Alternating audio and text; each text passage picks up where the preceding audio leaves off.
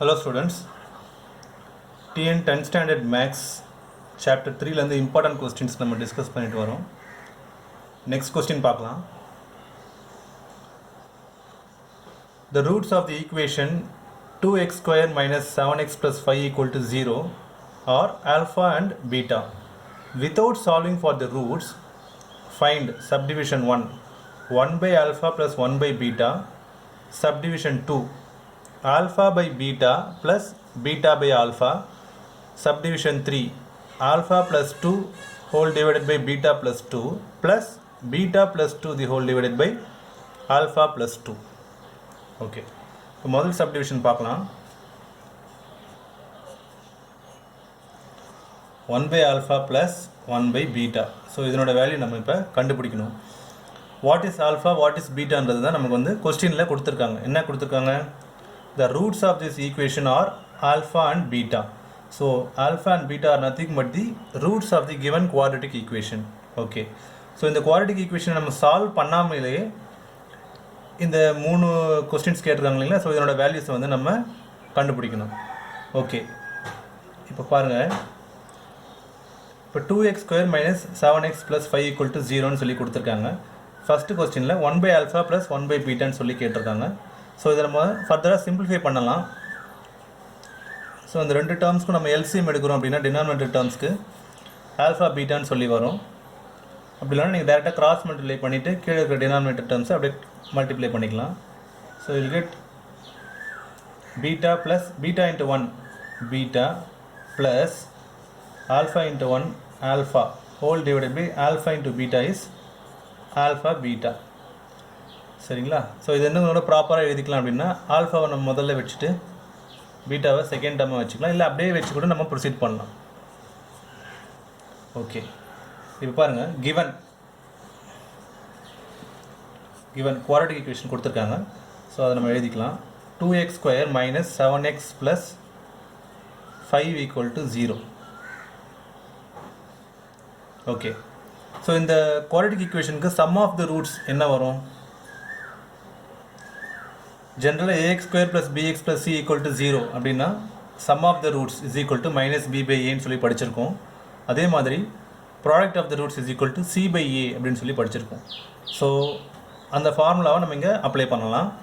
So sum of the roots அப்படின்னு நம்ம சொல்லும் போது ரூட்ஸ்க்கு வந்து ஆல்ரெடி அவங்க நேமிங் பண்ணிட்டாங்க. ஆல்ஃபா வந்து ஒரு ரூட், பீட்டான்றது இன்னொரு ரூட்னு சொல்லி கொடுத்துருக்காங்க. Roots of the equation are alpha and பீட்டான்.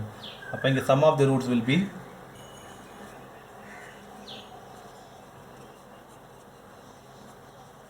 sum of the roots is equal to ஒரு ரூட் ஆல்ஃபா இன்னொரு ரூட் பீட்டா. ஸோ சம்ன்றதுனால ஆட் பண்ண போகிறோம். ஸோ ஆல்ஃபா ப்ளஸ் பீட்டா இதுதான் sum of the two roots. Alpha plus beta is equal to minus B by A minus பின்றது என்ன? Coefficient of X.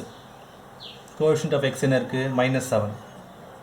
-7 divided by ஏன்றது coefficient of X square, அது வந்து 2. So this is equal to minus into minus plus ஆகிடுது. So வெறுமே 7/2 நமக்கு கிடைக்குது. Next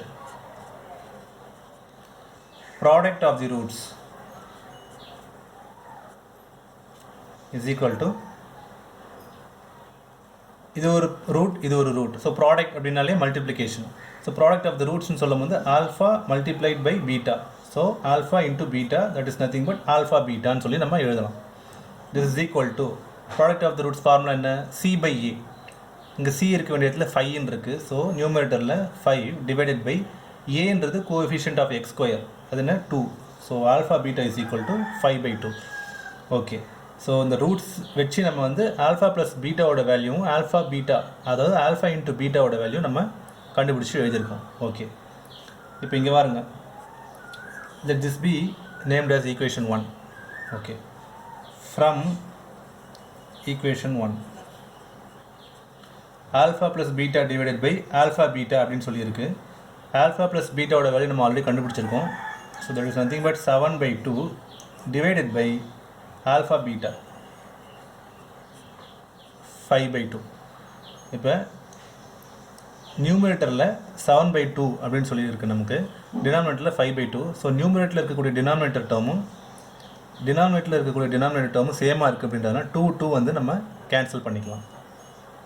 so 2 and 2 ரெண்டுமே டினாமினேட்டரில் இருக்குது இல்லைங்களா. நியூமரேட்டர் பார்ட்டில் 2ன்றது டினாமினேட்டரில் இருக்குது. டினாமினேட்டரில் பார்த்தீங்கன்னா அதுவும் இட்ஸ் அ ஃப்ராக்ஷன் நம்பர். அதுலேயும் வந்து டினாமினேட்டரோட வேல்யூ வந்து 2 இருக்குது. ஸோ 2 கேன்சல் ஆகிடுச்சு அப்படின்னா 7/5 சொல்லி நமக்கு கிடைக்குது. So alpha plus beta divided by alpha beta equal to 7/5. therefore 1/alpha plus 1/beta is equal to அதனோட வேல்யூ என்ன வந்தது 7/5. ஓகே,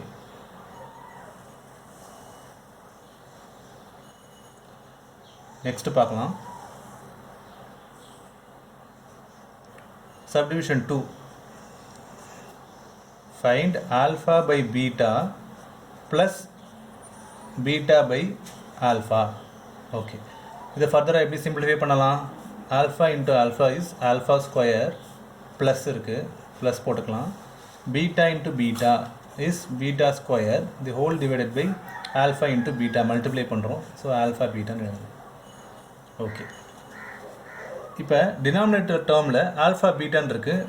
ஆல்ஃபா பீட்டாவோட வேல்யூ நம்ம ஆல்ரெடி கண்டுபிடிச்சிட்டோம் 5/2 அப்படின்னு சொல்லிட்டு. But alpha square plus beta square அப்படின்னு சொல்லி நியூமரேட்டரில் இருக்குது. இதனோட வேல்யூ நம்ம வந்து இன்னும் கண்டுபிடிக்கல, சரிங்களா. ஸோ இது வந்து வேறு எப்படி எக்ஸ்ப்ரெஸ் பண்ணலாம் இந்த எக்ஸ்பிரஷன், இந்த நியூமரேட்டர் டேர்மு அப்படின்றத நம்ம பார்க்கலாம். இது வந்து a square plus B square அப்படின்ற ஃபார்முலா இருக்குது, சரிங்களா. நமக்கு என்ன தெரியும் formula? a plus B the whole square formula நமக்கு தெரியும். It is equal to a square plus 2ab plus B square. Okay, இதில் a square plus B square மட்டும் நான் ஒரு சைடு ரீட்டைன் பண்ணிக்கிறேன். அப்போ இந்த 2ab லெஃப்டில் ஷிஃப்ட் பண்ணுறேன். அப்போ என்ன வரும்? a plus B the whole square minus 2abன்னு ஆகும். இங்கே ப்ளஸ் 2abன்னு இருக்குது, லெஃப்டில் ஷிஃப்ட் ஆகும்போது மைனஸ் 2ab அப்படின்னு சொல்லி வரும். That is equal to right hand சைடில் லெஃப்ட் அவுட் டேர்ம்ஸ் என்ன இருக்குது? a ஸ்கொயர் ப்ளஸ் இந்த B square.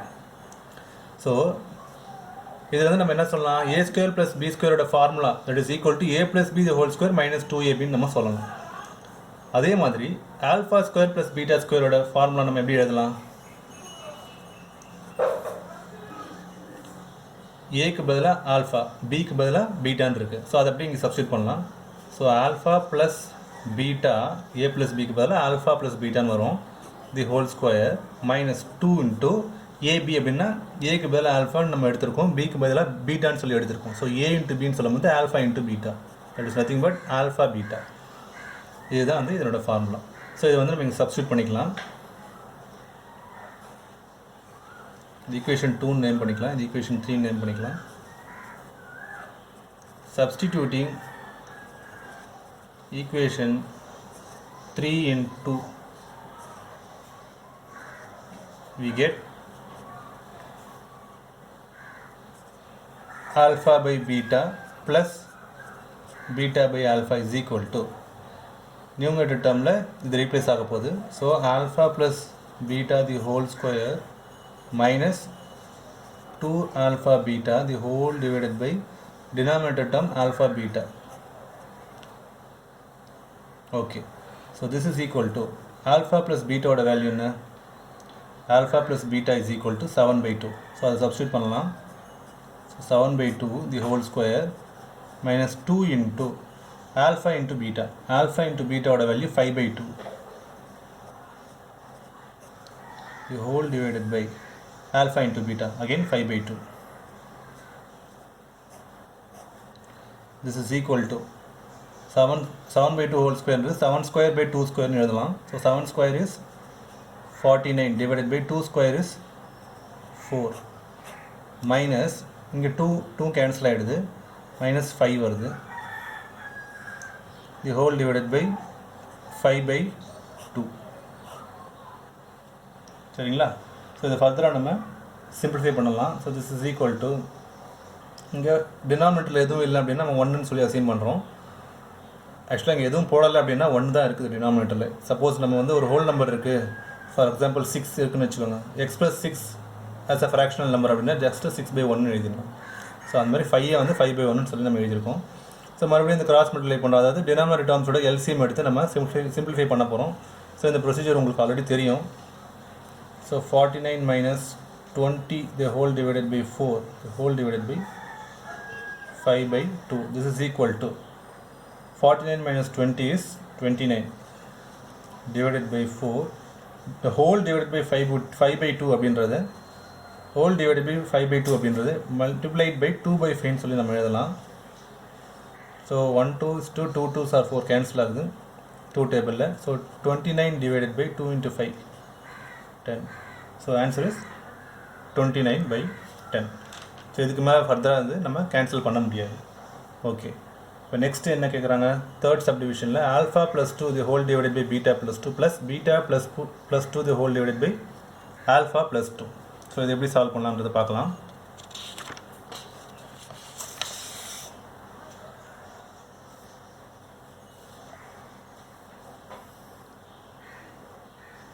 Subdivision 3.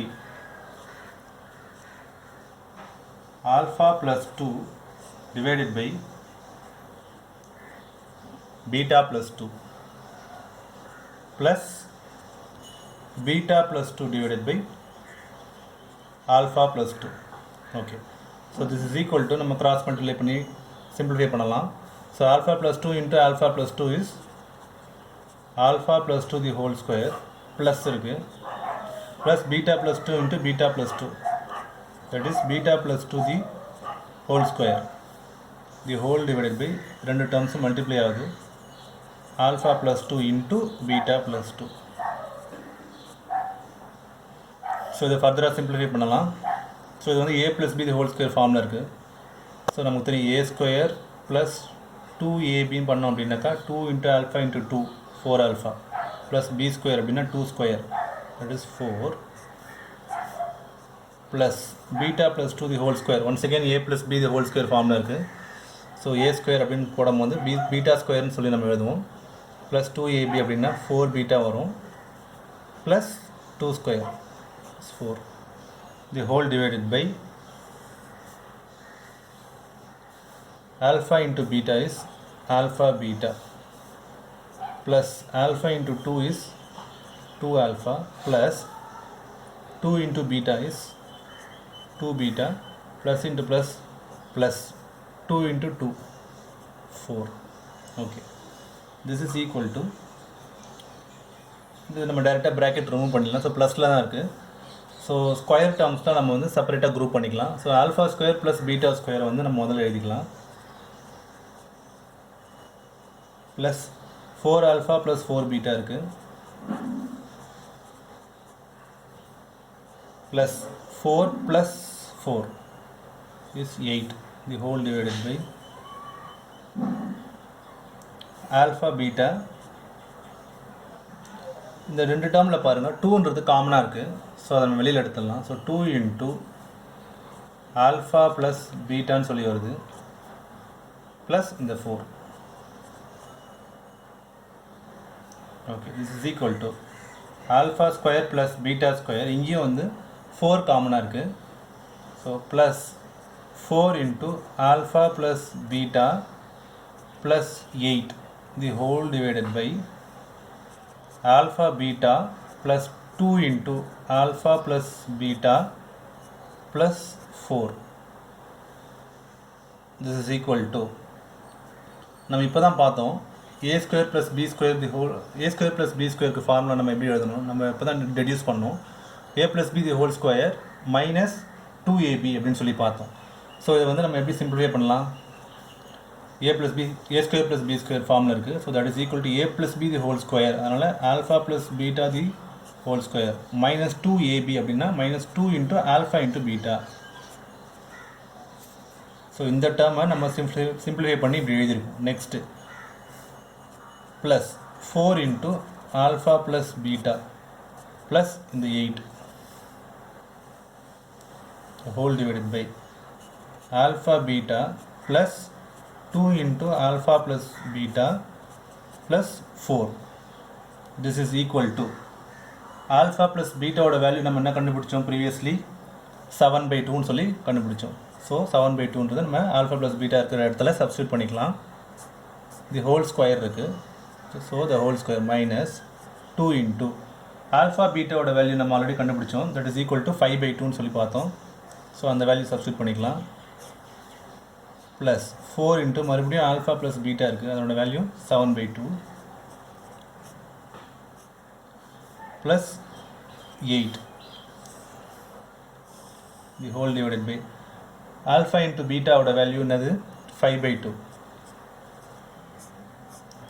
plus 2 into alpha plus beta oda value 7/2 plus 4.